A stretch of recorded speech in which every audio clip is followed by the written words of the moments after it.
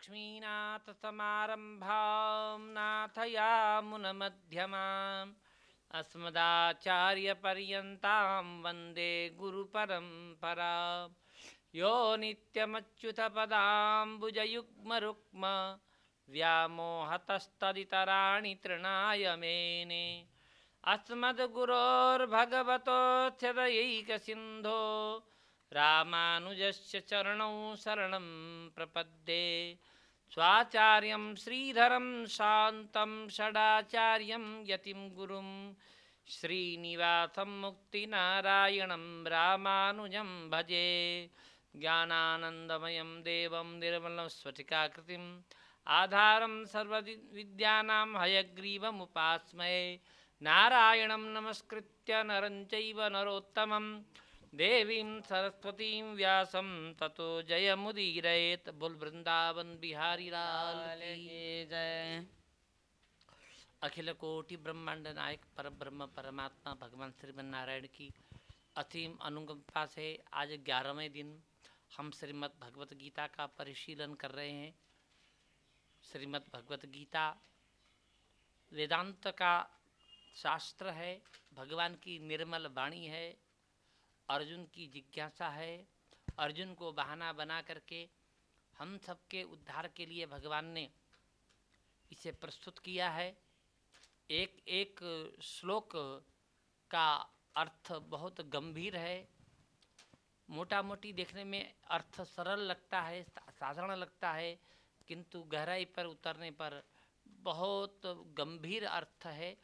और यह मुक्ति का साधन है, और न केवल मुक्ति का साधन, इस संसार में जीते जी अनेक प्रकार की अशांतियों से उबरने का एक माध्यम है। श्रीमद् भगवत गीता का जो नित्य परिशीलन करते हैं, पढ़ते हैं, एक एक श्लोक भी पढ़ते हैं, तो उससे दिन भर हमें एक प्रकार की ऊर्जा प्राप्त होती है। श्रीमद् भगवत गीता बहुत पवित्र ग्रंथ है। कल हमने 13वें अध्याय के 20 श्लोक तक हमने परिशीलन किया था। अब अगले 21वें श्लोक से सत योनि और असत योनि में जन्म लेता है, ऐसा क्यों होता है, इसका कारण बताते हैं। पुरुषः प्रकृतिस्थो हि भुङ्क्ते प्रकृतिजान् गुणान् कारणं गुणसङ्गोऽस्य सदसद्योनिजन्मसु। ये पुरुष के दो अर्थ किए गए थे कल। पुरुष माने परमात्मा और पुरुष माने जीव। जीव जब प्रकृति में स्थित रहता है, प्रकृति के संसर्ग में रहता है, तभी वह प्रकृति से उत्पन्न गुणों का भोग करता है। प्रकृतिस्थः पुरुषः प्रकृतिजान गुणान भुङ्क्ते। प्रकृति से उत्पन्न सत्व रजस तमस आदि गुणों का भोग करता है। सदसद योनि जन्मसु गुणसंगः अस्य कारणम। सत और असत, अच्छी बुरी योनियों में जन्म का कारण भी प्रकृति के इन्हीं गुणों का संग ही है। सात्विक गुण का संग, राजसी गुण का संग और तामसी गुण का संग। गुण का संग होने गुण में आसक्ति, उसके कारण ही इसको सत और असत योनियों में जन्म होता है। सत माने अच्छे योनियों में, असत माने बुरी योनियों में इसका जन्म होता है। किंतु परमात्मा का जन्म नहीं होता। परमात्मा क्योंकि प्रकृति से संबद्ध होने पर भी, प्रकृति में आकर के विद्यमान रहने पर भी परमात्मा प्रकृति के गुणों में आसक्त नहीं रहता, अतएव उसे जन्म नहीं लेना नहीं पड़ता और प्रकृति के गुणों का भोग भी नहीं करना पड़ता। प्रकृति के गुण शब्द से हम सत्वगुण, रजोगुण और तमोगुण को समझें। तो इस शरीर में वह जो पुरुष है, जीवात्मा वह किस रूप में रहता है उसका वर्णन करते हैं। उपदष्टानुमंता च उपद्रष्टामनन्ता च भक्ता भर्ता भोक्ता महेश्वरः भर्ता भोक्ता महेश्वरः परमात्मेति चाप्युक्तो परमात्मेति चाप्युक्तो देहेऽस्मिन् पुरुषः परः। देहेऽस्मिन् पुरुषः परः। इसी शरीर में यह जीव उपद्रष्टा के रूप में रहता है, अनुमंता के रूप में रहता है, शरीर का भर्ता बन करके रहता है, शरीर का भोक्ता बन करके रहता है, शरीर का महेश्वर बन करके रहता है। और परमात्मा भी इसी तरह से भर्ता भोक्ता उपद्रष्टा अनुमंता महेश्वर बन करके इस शरीर में परमात्मा भी रहता है, जीवात्मा भी रहता है, परमात्मा भी रहता है। परमात्मा च अपि उक्तः, जिस तरह से जीव रहता है उसी तरह से जीव के अंदर परमात्मा रहता है। अस्मिन् देहे पुरुषः परः, इस शरीर में परम पुरुष विद्यमान रहते हैं। अर्थात यह शरीर परम पुरुष का मंदिर है ही, जीवात्मा के रहने का घर भी है, और वे परमात्मा और जीवात्मा इस शरीर पे रह करके इस शरीर से कार्य लेते हैं। ययेनं व्यक्ति पुरुषम, यैनं वेत्ति पुरुषं मंद आवाज में, प्रकृतिं च गुणैः प्रकृतिं च गुणैः सर्वथा वर्तमानोऽपि सर्वथा वर्तमानोऽपि न स भूयोऽभिजायते। न स भूयोऽभिजायते। इस तरह से जो जीव पुरुष और प्रकृति को समझे, व्यक्ति माने जाने, यह जो जीवात्मा गुण ही सह, गुणों के साथ में, प्रकृति के गुण माने सत्व रजस तमस, ये प्रकृति के गुण हैं। प्रकृति के गुणों के साथ में जो जीवात्मा पुरुष और प्रकृति दोनों को जानता है, वह प्रकृति को भी समझ रहा है और पुरुष को भी समझ रहा है, परमात्मा को भी समझ रहा है, और उनके गुणों को भी समझ रहा है। ऐसा जो व्यक्ति है सर्वथा वर्तमानोपि, सब प्रकार से वर्तता हुआ भी न थ भूयो भिजायते, भूयः पुनः न अभिजायते, उत्पन्न नहीं होता। प्रकृति को न जानने के कारण, पुरुष को न जानने के कारण, उसके गुणों को न समझने के कारण वो क्या समझ रहा है, मैं ही प्रकृति हूँ, मैं ही सुख भोगने वाला हूँ, यही शरीर है और शरीर ही मैं हूँ। इस तरह से जानने के कारण वह कर्मों के बंधन में आ जाता है, इसलिए उसको पुनः जन्म लेना पड़ता है। जब यह समझ ले मैं अलग हूँ, प्रकृति अलग है, परमात्मा अलग है, हम परमात्मा से नियंत्रित हैं, जो कुछ भी यहाँ हम भोग रहे हैं वो प्रकृति के संग के कारण भोग रहे हैं, किंतु हम प्रकृति से अलग हैं, इस तरह से समझने वाला व्यक्ति उसी प्रकार का आचरण करेगा, अतः उसे फिर जन्म लेना नहीं पड़ेगा। ध्यानेनात्मनि पश्यन्ति, ध्यानेनात्मनि पश्यन्ति केचिदात्मानमात्मना, केचिदात्मानमात्मना अन्ये सांख्येन योगेन, अन्ये सांख्येन योगेन कर्मयोगेन चापरे। कर्मयोगेन चापरे।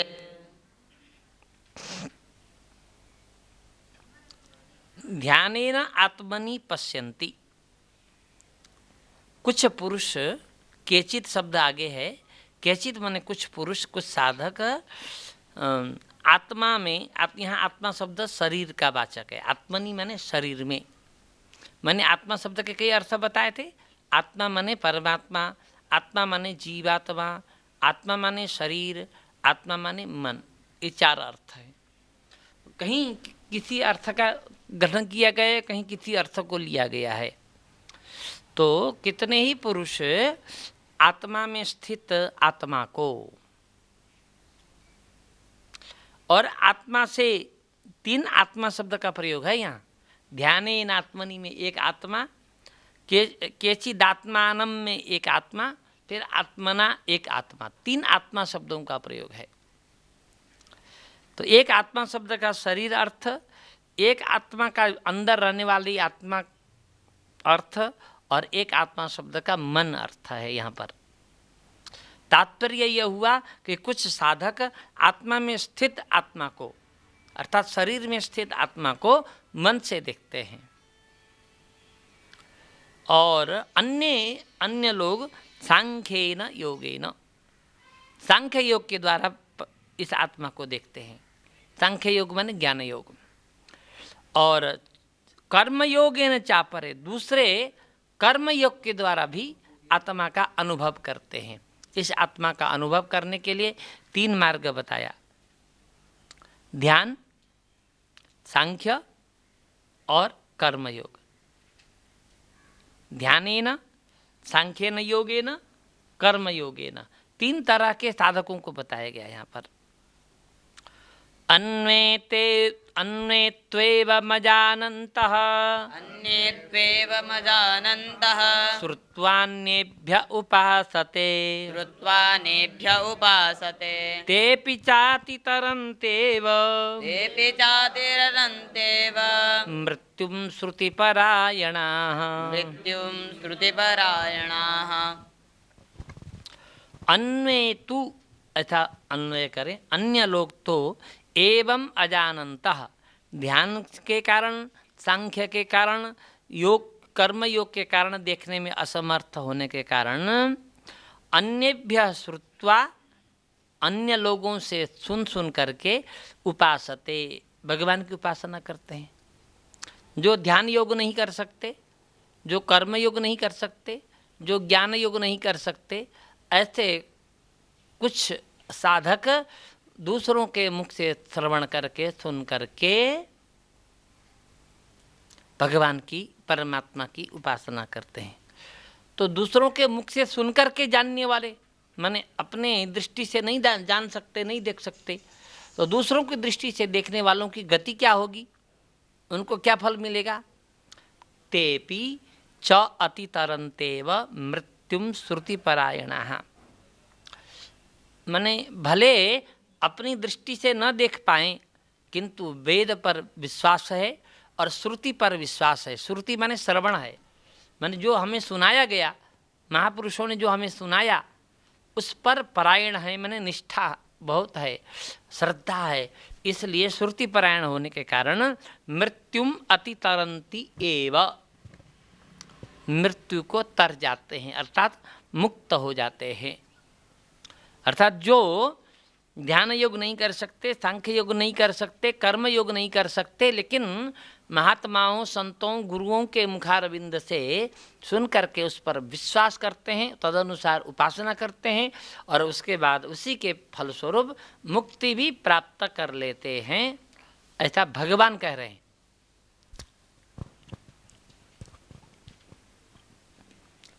यावत् संजायते किंचित, यावत् संजायते किंचित सत्वं स्थावर जंगमम्, सत्वं स्थावरजंगमम्, क्षेत्र क्षेत्रज्ञ संयोगात्, क्षेत्र क्षेत्रज्ञ संयोगात्, तद्विद्धि भरतर्षभ।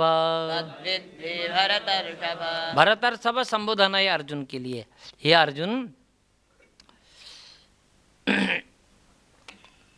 यावत संजायते, यावत माने जितना, जो भी, संजायते उत्पन्न होता है, किंचित कुछ, सत्वम माने कोई पदार्थ, चाहे स्थावर पदार्थ हो चाहे जंगम पदार्थ हो। स्थावर माने अचल और जंगम माने चल, चलाचल, अर्थात चराचर। जो भी चर और अचर दो तरह के हैं, प्राणी जितने भी हैं ये सब चर हैं, पेड़ पौधे पर्वत इत्यादि अचर हैं। तो चर और अचर जो भी पदार्थ इस संसार में उत्पन्न होते हैं, उनकी उत्पत्ति क्षेत्र और क्षेत्रज्ञ के संयोग से होती है, ऐसा समझना है। क्षेत्र क्षेत्रज्ञ संयोगात, माने केवल क्षेत्र भी उत्पन्न नहीं कर सकता, केवल क्षेत्रज्ञ भी उत्पन्न नहीं कर सकता, क्षेत्र और क्षेत्रज्ञ। कल आप पढ़ चुके हैं क्षेत्र क्या है और क्षेत्रज्ञ क्या है। क्षेत्र माने इदम शरीरम कौन्तेय, ये शरीर और जिससे ये शरीर बनता है यह सब क्षेत्र है। और क्षेत्रज्ञ जीवात्मा और परमात्मा एक क्षेत्रज्ञ हैं। तो इन दोनों के संबंध से ही किसी वस्तु की उत्पत्ति होती है। परमात्मा न चाहे, क्षेत्रज्ञ न चाहे केवल पृथ्वी में बीज बोया जाए, लेकिन क्षेत्रज्ञ की इच्छा नहीं है तो पृथ्वी में यह क्षमता नहीं है कि वो अंकुरित कर दे। अर्थात क्षेत्र क्षेत्रज्ञ के संयोग से ही जो कुछ भी उत्पन्न हो रहा है क्षेत्र क्षेत्रज्ञों के संयोग से, संबंध से ही उत्पन्न होता है, ऐसा जानना। समम सर्वेषु भूतेषु, समं सर्वेषु भूतेषु तिष्ठन्तं परमेश्वरं, तिष्ठन्तं परमेश्वरं विनश्यत्स्व विनश्यन्तं, विनश्यत्स्व विनश्यन्तं यः पश्यति स पश्यति, यः पश्यति स पश्यति। विनश्यत्सु अविनश्यन्तम, सबके विनाश होने पर भी वह विनाश को प्राप्त नहीं होता। विनश्यत्सु सप्तमी का बहुवचन है, नष्ट होते हुए भी। सर्वेषु भूतेषु विनश्यत्सु, ऐसा अन्वय करिए। समस्त भूतों के नष्ट होने पर भी, यहाँ भूत शब्द का अर्थ प्राणी भी है, प्राणी शरीर है, प्राणी हम नहीं है। प्राण धारण करने वाला तो शरीर है, तो प्राण धारण करने वाले को प्राणी कहते हैं। तो समस्त प्राणियों के नष्ट होने पर भी वह आत्मा नष्ट नहीं होती। समम और परमात्मा भी नष्ट नहीं होते। समम तिष्ठन्तम, शरीर रहे तभी वो बराबर रूप में विद्यमान है, शरीर न रहे तो भी वो बराबर रूप में विद्यमान है, अर्थात समभाव से स्थित है। तो इस तरह से उस परमात्मा को जो समभाव से देखता है, यह पश्यति सह पश्यति, वही व्यक्ति यथार्थ रूप में देख रहा है, बाकी तो भ्रम में है। अर्थात समस्त प्राणियों के नष्ट होने पर भी एक तत्व ऐसा है नष्ट नहीं होता, वह परमेश्वर है। उस परमेश्वर को इस तरह से देखता है कि सबके नष्ट होने पर भी वो नष्ट नहीं होता, सर्वत्र समभाव से स्थित है। इस तरह से जो देखता है वही वास्तविक रूप में देख रहा है, और लोग नहीं। समं पश्यन् हि सर्वत्र, समं पश्यन् हि सर्वत्र समवस्थितमीश्वरम्, समवस्थितमीश्वरं न हीनस्त्यात्मनात्मानं, न हीनस्त्यात्मनात्मानं ततो याति परां गतिम्। ततो याति परां गतिम्। सर्वत्र समवस्थितं, सर्वत्र समं समवस्थितम ईश्वरम पश्यन् हि, ऐसा अन्वय करिए। सर्वत्र समं समवस्थितम ईश्वरम पश्यन् हि, सर्वत्र सब जगह समम समभाव से समवस्थितम अवस्थित ईश्वरम ईश्वर को पश्यन् ही जो देख रहा है, वह व्यक्ति न हिनस्ति आत्मना आत्मानम, अपने द्वारा अपना हनन नहीं कर रहा है। अपने द्वारा अपना हनन नहीं कर रहा है। अपने द्वारा अपने का हनन का मतलब क्या है, थोड़ी देर समझें। आत्मा पहाड़ी कहा गया, आत्मा का चोर कहा गया है, आत्मा का हनन करने वाला कहा गया है।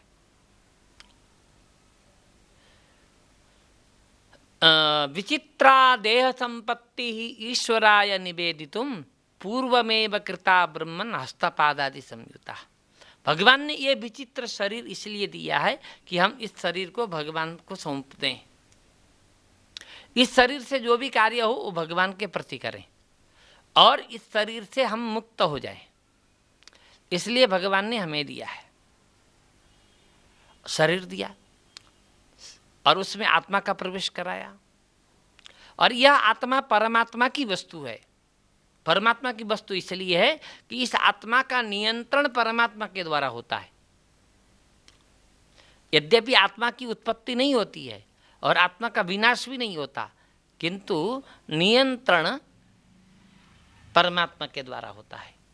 और इस आत्मा के शरीर में विद्यमान रहने पर जो जो भी कर्म हुए हैं उसके अनुसार फल देने का काम भी परमात्मा करता है।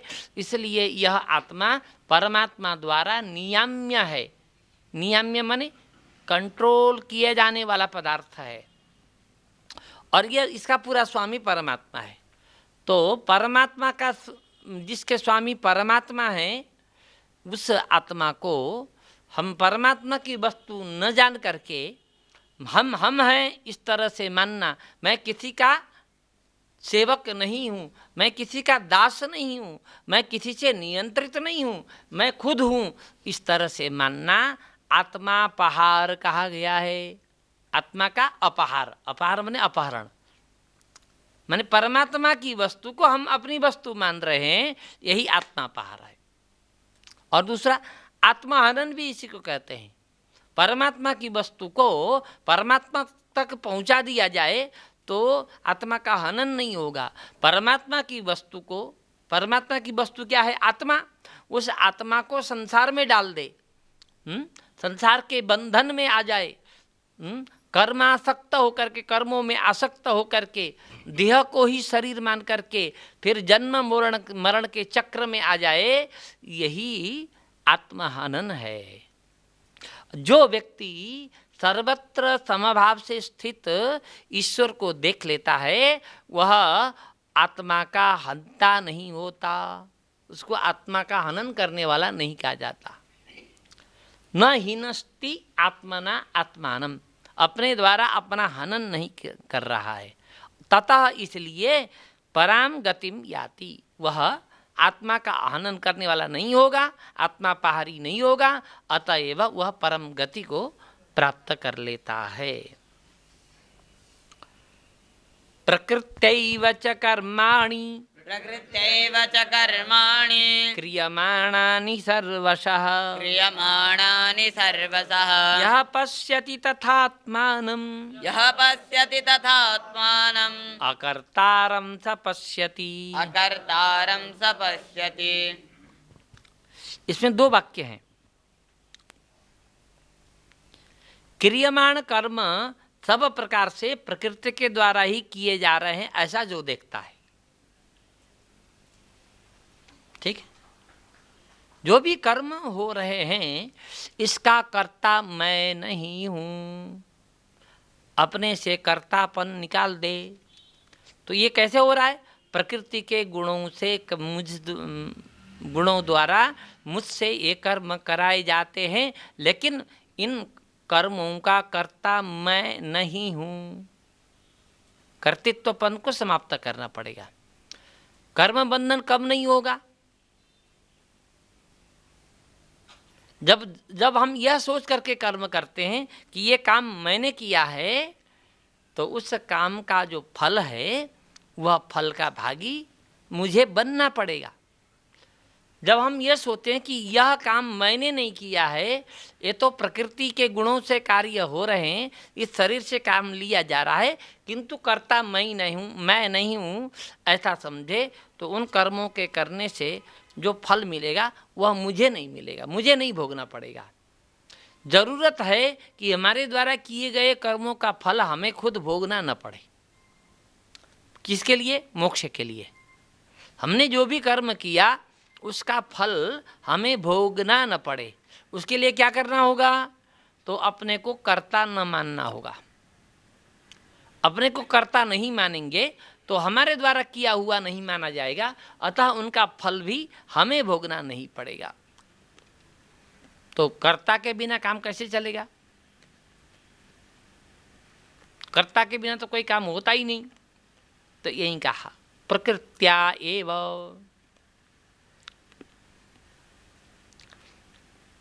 प्रकृति के द्वारा ही किया जा रहा है ये कर्म। क्रियमाणानि कर्माणि सर्वसा प्रकृत्या एव, प्रकृति के द्वारा ही किए जा रहे हैं। इस तरह से यह पश्यति, जो देखता है, तथा आत्मानम अकर्तारम, अपने को अकर्ता समझता है। इस तरह से देखने वाला जो है अपने को अकर्ता देखे और प्रकृति के गुणों को कर्ता समझे, ऐसा व्यक्ति संसार में सब काम करते हुए भी वो कर्म बंधन से मुक्त नहीं होता, कर्म बंधन से बद्ध नहीं होता। इस तरह से जो देखता है वही यथार्थ रूप में देख रहा है। जो ये देखता है कि मैं कर रहा हूँ, मेरे द्वारा किया जा रहा है, तो वास्तव में वह सही रूप से नहीं देख रहा है। तो हम कौन होते हैं देखने वाले? हम कौन होते हैं करने वाले? हम कौन होते हैं प्रकृति के नियमों को बदलने वाले? हम कुछ नहीं कर सकते। इसलिए हम करता नहीं हैं, प्रकृति ही करता है। इस तरह से जो वास्तविक रूप में दृष्टि रखता है, मुंह से बोलना मात्र नहीं, इस तरह की दृष्टि ही उसकी हो, तो वही व्यक्ति सपश्यति, वही यथार्थ रूप से देखता है। कुछ क्लिष्ट इनको समझने के लिए ध्यान लगाना पड़ेगा, तभी समझ में आएगा। ये यही कह रहे हैं कि जो भी कर्म आप कर रहे हैं उसमें कर्तृत्वपन छोड़ दो, काम करो, लेकिन मैं खुद नहीं कर रहा हूं, मुझसे कराया जा रहा है, ऐसा सोचो। उसका परिणाम क्या होगा? उस कर्म का जो बंधन है उससे हमें बंधना नहीं पड़ेगा, क्योंकि गीता मोक्ष शास्त्र है, मोक्ष दिलाने वाला शास्त्र है। अब मोक्ष में कर्मों का बंधन नहीं होना चाहिए। कर्मों का बंधन नहीं होना चाहिए, एक तरफ तो ये कह रहे हैं, दूसरी तरफ कर्म किए बिना रहा ही नहीं जा सकता है, कर्म तो करना ही है, ऐसा बोल रहे हैं। ये दोनों विपरीत बातें हो गई। तो उसका समाधान यही है कि तुम्हारे द्वारा जो कर्म हो रहे हैं, तुम ये मत सोचो कि मेरे द्वारा हो रहे हैं। तो किसके द्वारा हो रहे हैं? प्रकृति के गुणों के द्वारा ये कर्म कराए जा रहे हैं। याद रखेंगे, जो भी कर्म हो रहे हैं कौन कर रहा है? हाँ जी, प्रकृति कर रही है। हाँ, कर तो हम रहे हैं, ये पक्का है, इसमें कोई दो राया नहीं कि कर्म आप कर रहे हैं, आप कर रहे हैं, आप कर रहे हैं, आप कर रहे हैं, आप कर रहे हैं। लेकिन भाव क्या लाना है? प्रकृति करवा रही है, मैं प्रकृति के विवश हूं, अतः ये कर्म बन रहे हैं, लेकिन कर्ता मैं नहीं हूं, ये भाव है। तो इस तरह से जो देखता है उसी को कहते हैं तपस्यति, वही सही तरीके से देखता है। यदा भूत पृथक भाव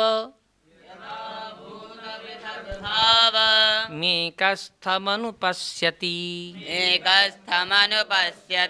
तत एव च विस्तारम्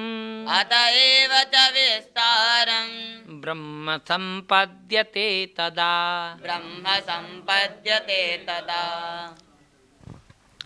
यदा का अर्थ जब, यदा जब आएगा तो तदा आएगा ही आएगा, यथा आएगा तो तथा आएगा, यत आएगा तो तत आएगा, इनका नित्य संबंध रहता है। तो भूत पृथक भावम एकस्थम अनुपश्यति, ऐसा अन्वय करें।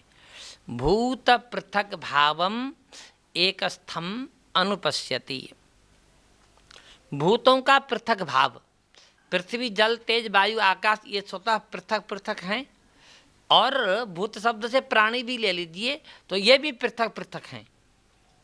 अर्थात जितने भी भूत हैं, चाहे पृथ्वी आदि भूत हों, चाहे प्राणी रूप भूत हों, ये भूत पृथक पृथक रूप में अवस्थित हैं। पृथक पृथक रूप में अवस्थित इन भूतों को जो व्यक्ति एकस्थम अनुपश्यति, एक में ही स्थित देखता है। एक में स्थित कब देखेगा? सब कुछ परमात्मा में स्थित है तो एक स्थित हो गया।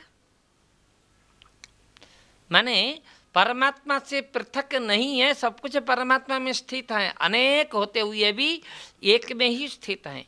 एक स्थम अनुपश्यति, इस तरह से